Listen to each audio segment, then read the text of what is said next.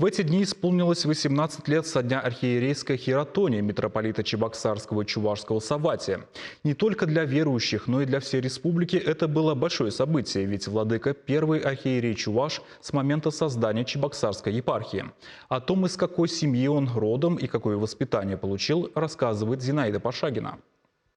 В Введенском соборе поздравляют митрополита Савватия. День архиерейской хиротонии как день рождения в новую жизнь. И каждый год служения в этом сане – веха на пути к Богу. Хиротония владыки состоялась в храме Христа Спасителя в Москве. Патриарх Алексий II, множество архиереев, а в ряду тех, кто приехал разделить торжество, протоиерей Геннадий Антонов, отец владыки. В то время настоятель Введенского собора, отец Геннадий имел 4 сыновей. Все они пошли по стопам отца, стали священнослужителями. Сразу после армии выбрал путь служения Богу и младший сын. Этот выбор был продиктован именно личностью моего отца. Не отцом продиктован, а личностью. Отец Геннадий был сыном председателя колхоза. Конечно, о том, чтобы ходить в храм, не могло быть и речи. Когда началась Великая Отечественная, его отца забрали на фронт. Он пропал без вести, а 7-летнему Гене пришлось повзрослеть и стать работником. Он был совсем мальчишкой, когда его привлек к себе храм Вартименькина Вурнарского района. Сначала он просто заглядывал в окна. Об этом он рассказывал своим сыновьям. И вот он бывало проходит через это село, ночью возвращается с Вурнар и видит, там окна горят. Вот он говорит, я так и забирался на окно, смотрю, страшно же. Вижу там вот такие высокие шапки, такие, ну это, естественно, камелавки. Вот, священники бородатые, свечи горят, бабушки стоят, крестятся. И мне, говорит, казалось, что там живет Бог.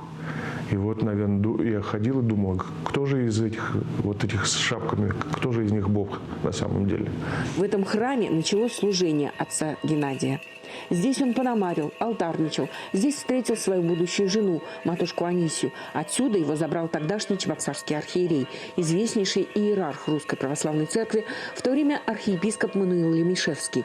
Он рукоположил отца Геннадия во священники и назначил в приход села Акулево Чебоксарского района. Отцу Геннадию было только 22 года, но за пару лет служения он совершил невероятное. Он рассказывал о том, что первый Великий пост причащалось там порядка 60-70 бабушек, старушек. Вот. А в 1959 году, перед тем, как он переехал в Введенский собор, перевели его, в 1959 году уже, он говорит, я причащал так долго, насчитал 600 человек, у меня рука, говорит, уже отваливалась. В 1959 году отец Геннадий был зачислен в штат Введенского кафедрального собора в Чебоксарах. 60 лет он прослужил здесь. 30 лет был настоятелем главного храма Чувашии. 25 лет духовником епархии, исповедовал священников. Это был настоящий священник с большой буквы.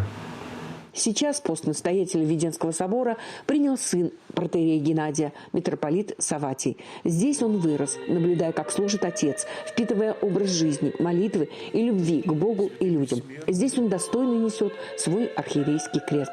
Зинаида Пашагина, Вести Чувашия.